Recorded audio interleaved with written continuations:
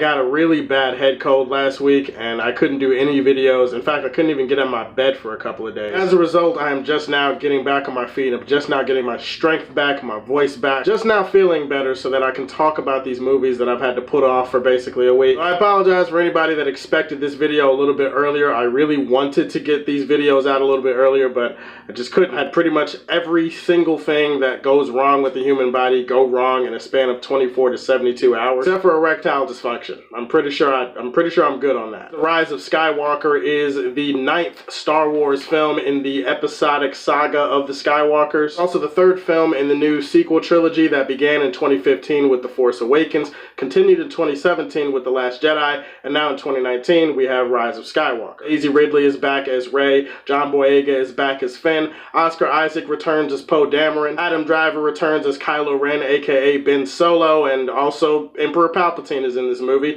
It's not really a spoiler. He's in the trailers. He's on the goddamn poster. I feel like if you don't know Emperor Palpatine returns in this movie, you just haven't been paying attention. But either way, Ian McDiarmid, he's back as Emperor Palpatine, so that's pretty good. I'm going to try to be as vague as possible when it comes to breaking down the story and synopsis of this movie, even though I know every single person has already reviewed this movie. I'm trying to be careful here because I know it's only been out for a few days and not everybody has had a chance to see it yet. This movie takes place about a year after the events of The Last Jedi, and Kylo Ren is searching for something because he feels that there's a threat to him in some way. Meanwhile, Rey and John Boyega, Finn, and then Poe Dameron, they all have to team up because they're looking for something because they need it so that they can overcome the First Order and save the galaxy. Emperor Palpatine is here and he's plotting and he's giggling under his breath, you know, like he usually does. And yeah, that's pretty much all I want to say about this thing. There's been a lot of buzz, both positive and negative, about this movie in the months leading up to it coming out.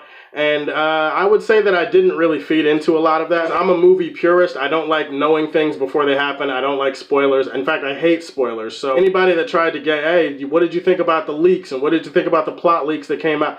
I didn't pay attention to them. I didn't know anything about them because I don't care about that type of stuff. A lot of people were trying to tell me that I should hate this movie when it comes out. And, you know, that's how the internet is. The internet tries to tell you how to feel about something before it happens. What I will say about this movie is that I didn't hate it as much as the internet wanted me to hate it. I don't know if that's a ringing positive, but I didn't hate this movie. There are some things to like. It goes without saying, but this movie is directed by J.J. Abrams, who also directed The Force Awakens. So in that sense, this movie sometimes does feel like a direct sequel to The Force Awakens. Don't worry, The Last Jedi is not completely ignored here in this movie, and it is referenced, and some people might like some parts of this movie because it kind of slaps in the face of The Last Jedi at some moments, but overall, I don't know. I can't tell you how you're going to feel about this movie because I don't know how you feel about the sequel trilogy in general. What I will tell you is that it is a Star Wars movie through and through. It is just as fun and just as crazy and just as flawed and, you know, just as everything as any other Star Wars movie there is. The movie is absolutely beautiful. It's gorgeous. It's got great cinematography and colors and lighting and all of that stuff. The visual effects are really good. Action sequences are huge and they're fast and they're exciting to watch. This movie definitely has a lot of spectacle going for it. So if you're entertained by that,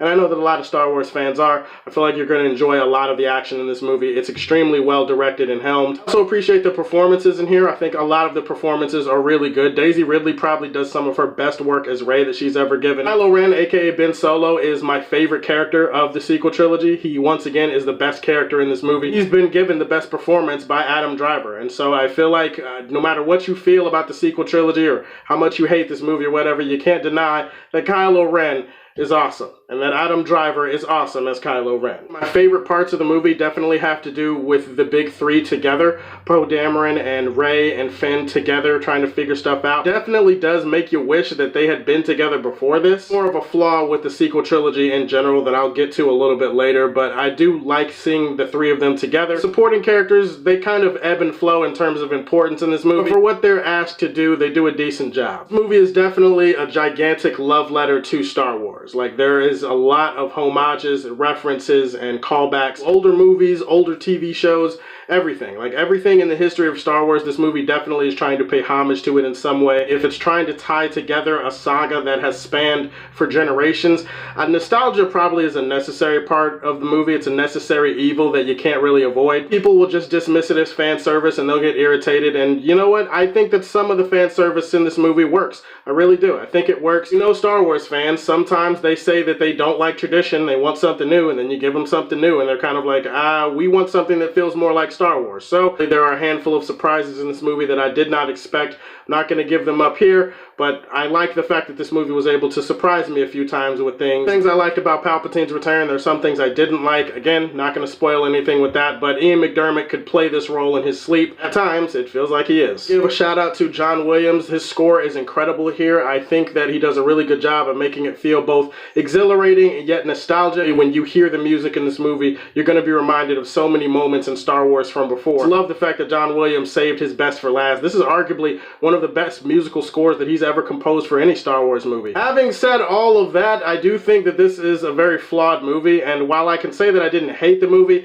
I can't say that I wasn't disappointed. I would say, as far as like a sequel trilogy, all of a sudden this movie makes the other movies kind of worse in hindsight, because all of a sudden these three movies don't fit together the same way anymore. There's a lack of cohesiveness and continuity between these movies. There are questions that are brought up in these movies that are not answered. There are things that make you question why certain things happen in some movie over the other one. You could just tell that's because we had different directors with different visions and different styles, and it didn't always link up together. So there are decisions that end up stepping on the decisions of other filmmakers. It makes the entire sequel trilogy feel disjointed. Putting that all aside, there are definitely some story and character decisions that I was not on board with in this movie that not only do a disservice to the characters, do a disservice to the audience members, and definitely I will say that this movie feels way too crammed and way too fast and way too rushed, especially starting out. This movie is just like 100,000 miles an hour, and you hardly get a chance to like sit back and breathe. Like, there's just so much going on, so much needless exposition as well, and there's just so many different ways